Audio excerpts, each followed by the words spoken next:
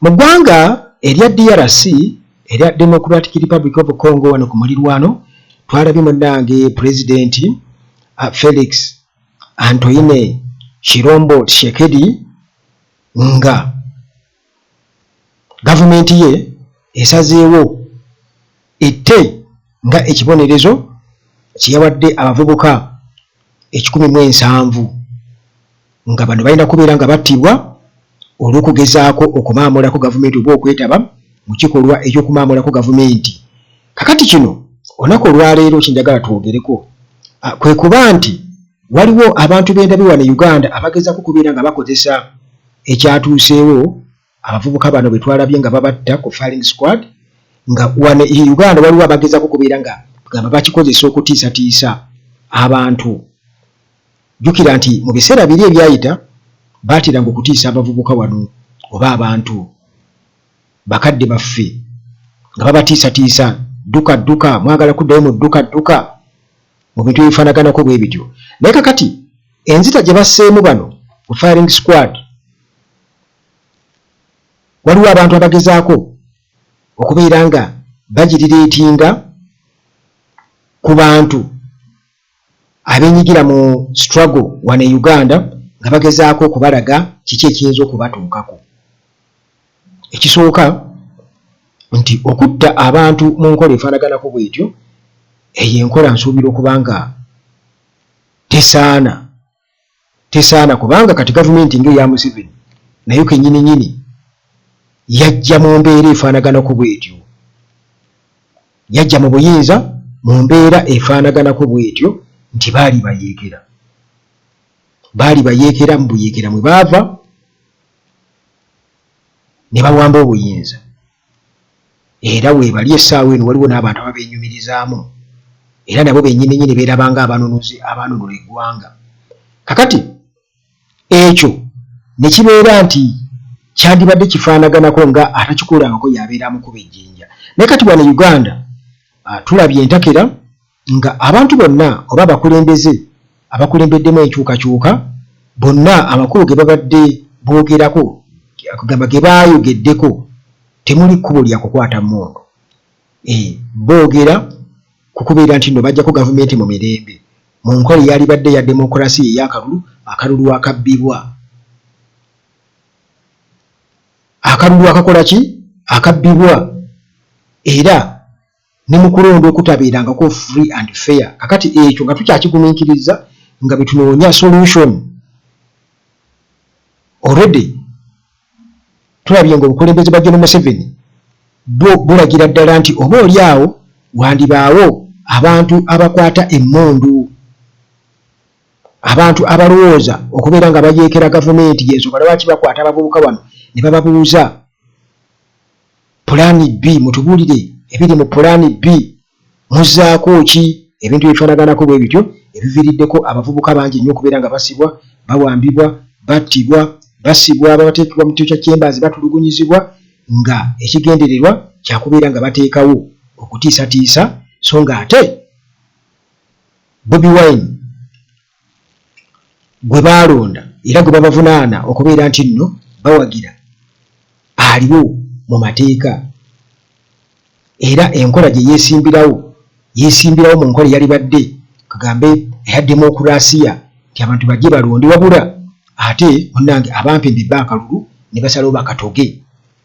Kakati nga bamaze okubeera nga bakola ebintu ebyo byonna ebyokugezaako kubeera nti nno bazibikira abantu okubeera nti tebasobola kwesalirawo kweronderawo kagamba be basalirawo eggwanga bwe batyo nga bakimanyi nti abantu bayinza okwekyawa oba oli awo ne bakola ebikolwa eby'obuyeekera basalawo bateekewo obulimba. Tulaba nti waliwo abantu abaagala okwokya ekibuga, waliwo bbomu ebikolerere ebintu eby'obulimba ebifaanaganako bwe bityo era mwe mwava n'okwekalakaasa okwali okupange okwaliwo 18 n'okuminwenda 2020. Ekyabadde Congo Amnesty International yabadde ekivumirira era nga tebinaba kubeera nga bibaawo bino bye mwalabye nti yadde Tshisekedi bo baasazeewo ne bagamba nti nedda bano balina okubeera nga battibwa era ng'ensonga gye bawa nti okuva President Laurent Kabila lwe yattibwa abavubuka abamulumba gye yali awummulidde ne bamukuba amasasi ne bamutta. kati Congo basalawo nti omuntu yenna agezaako kuyeekera gavumenti ekibonerezo ekisembayo obutono ennyo kufa. Kati oba ekinene kukola ki simanyi, naye nga ekibonerezo kukola ki kufa.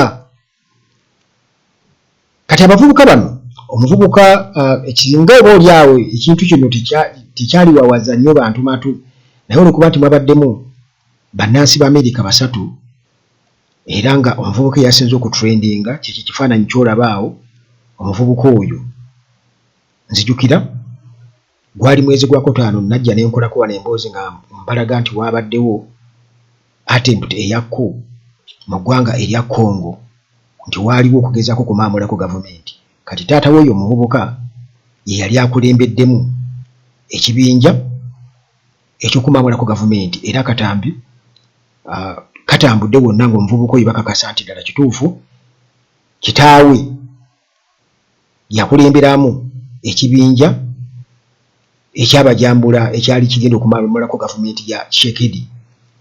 Bano bonna guruupu eyaabwe eya taata w'oyo omuvubuka yakwatibwa era ne taata we nattibwa awo mu kavuyo awo. Kale kwegamba oluku olw'okumaamulako gavumenti terwayitamu era ne bakwatibwa ne basibwa. Mu kusibwa nga ekibonerezo okuva Laurent Kabila bwe yattibwa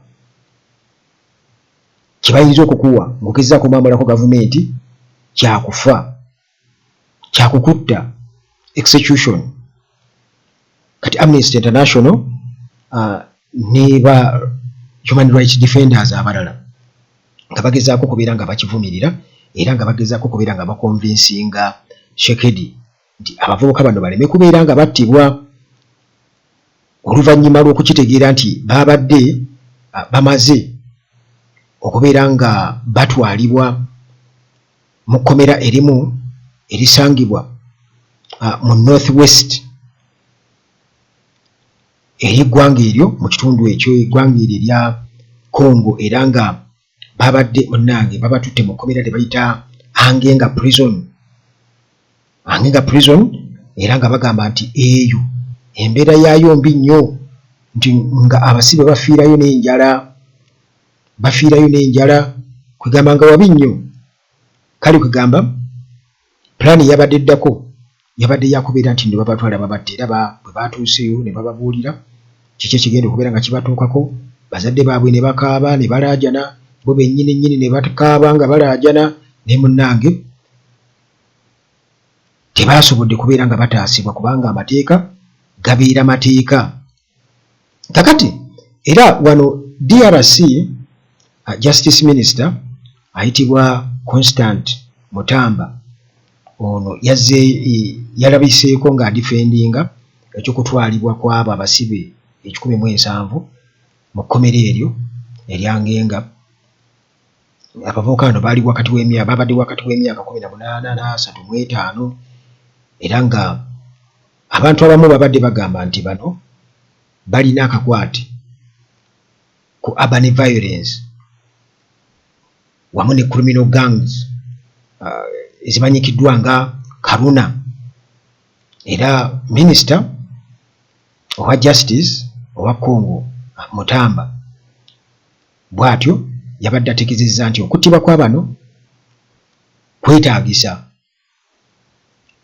nti era ensonga lwaki kwetaagisa kwe kubeera nti nno basobole okubeera nga bakkakkanya oba nga bakomekkereza ebikolwa ebibuzi bw'emisango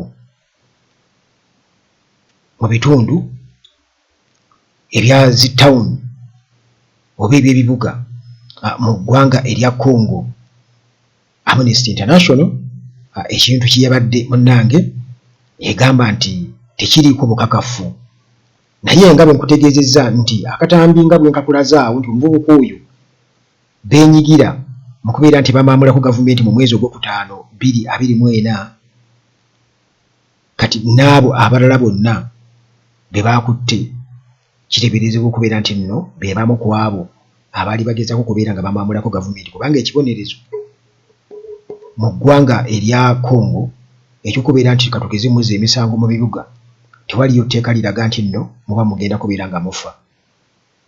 Katugeze nga bwolaba baba kifeesi wano e Uganda ndi babateekeko gw'okufa, naye ekibonerezo Congo ekyokufa kiri ku kubeera nti nno ojjako gavumenti oba oliawo n'emisango emirala eminene gisingako awo, egisinga ku kubeera mu criminal gangs nga bwe batugamba mu ggwanga erya Congo. Kati bano beetaba mu kwagala okumaamulako gavumenti n'eryanyi titatawo omuvubuka oyo naddala oyo abantu gwe basinza okubeera nga batunuulira oba n'abalala bali Abamerika babadde mu basatu, ndowooza kikyasinza okuleeta okuwaawaala, naye nga ekikolwa kyali kyakumaamulako gavumenti nga bakozesa eryanyi era babasanga n'emmundu. Wano e Uganda ensonga y'abaneegeze bagezezzaako kubeera nga basiga ekifaananyi bateekewo fiya nti mulaba ekituuse ku bali, mulaba ekikoze bwe kiti, naye nga ekituufu kiri nti nga bwe tugenda mu kalulu ka 2026 oba ne obululu buli bonna bwe tubaddemu kitegeeza nti Gen. Museveni nga bwe yategeeza nti bo be basalawo nga NRM ani awangula ani akola atya, era yayogerako nga yakajja mu buyinza nti NRM egenda kubeera mu buyinza for a very long time, era nga bwe bakakasa nti akalulu tekasobola kubeera nga kabajja mu buyinza, bageza kupalapalanya n'akakiiko k'ebyokulonda tekali mu stakeholders bonna. Ebyo byonna biri awo nti bannayuganda ensonga zaabwe zisaana ne ziwulirwa okusinga okwekwasa bali balina ensonga zaabwe. Nkugambye nti bino byava ku kubeera nti nno Laurent Kabila yattibwa abavubuka ab'ekikula ng'ekyo, kati ate taata w'oyo omuvubuka yajja n'akola obuyeekera era n'ayita mutabani we mu guruupu eyo, era nga bw'olaba akatambi awo wenkakulaze nga bagezaako kubeera nga bamaamulako gavumenti. Kati bonna ne bakwatibwa, taata w'oyo omuvubuka n'attibwa. Nti omuntu yenna agezaako okukozesa embeera eyo eyabaddewo mu ggwanga erya Democratic Republic of Congo okugigeraageranya ku mbeera eri wano e Uganda abeera mukyamu nnyo nnyo, era oyo abeera mulabe wa nkyukakyuka nnamba emu. Nti wano Uganda ensonga z'abantu nyangu nnyo era ziri mu square, buli omu asobola okubeera ng'aziraba. Abantu kye beemulugunyaako nti Museveni yakamala mu buyinza emyaka 4 ayagala kumalako myaka 5, so nga ate Laurent Kabila mumumanyi bulungi nnyo, mujjukira nti enzita gye baamuttamu ey'amancoolo nti ebyabwe byalimu n'okutta pulezidenti, era ne bafuna ekyekanga ekifaanaganako bwe kityo, kati ne basalawo ne babaga etteeka eryo nti balina ensonga zaabwe, era n'ekikolwa ekyakoleddwa kyennyini ensi ekivumirira, newankubadde nga Amnesty International abantu bagigamba nti erina okusooka okugenda eri e Gaza n'ekireza ensonga zaayo. Era waliwo n'abantu abamu ababadde banenya Amnesty International ne bagigamba nti bwe baali batuga Saddam Hussein yo yali luddawa, bwe baali batuga Saddam Hussein yali luddawa nga Amnesty International. Tulabye nga waliwo era nabo bennyini executions ezikolebwa mu mawanga aga Bulaaya, kati ne mu Africa ng'abantu bagamba nti oba oli awo ne Africa ebintu ebimu balina okubeera nga babigirekera okusinziira ku bunkenke obuba buliwo, nti kati gali mateeka mu ggwanga erya Congo, newankubadde nze nga Uganda at large mba ndaba kiba tekyetaagisa. Bano mu kiseera we baalumbira taata w'omuvubuka oyo naddala oyo omuvubuka omweruyeru oyo eyasinze okubeera ng'atrendinga, kigambibwa okuba nti abantu abali wakati w'6 ku 7 battibwa era nga baava ku kubeera nti nno bano baali bageza ku stagingako okuggyako gavumenti eya President Tshisekedi.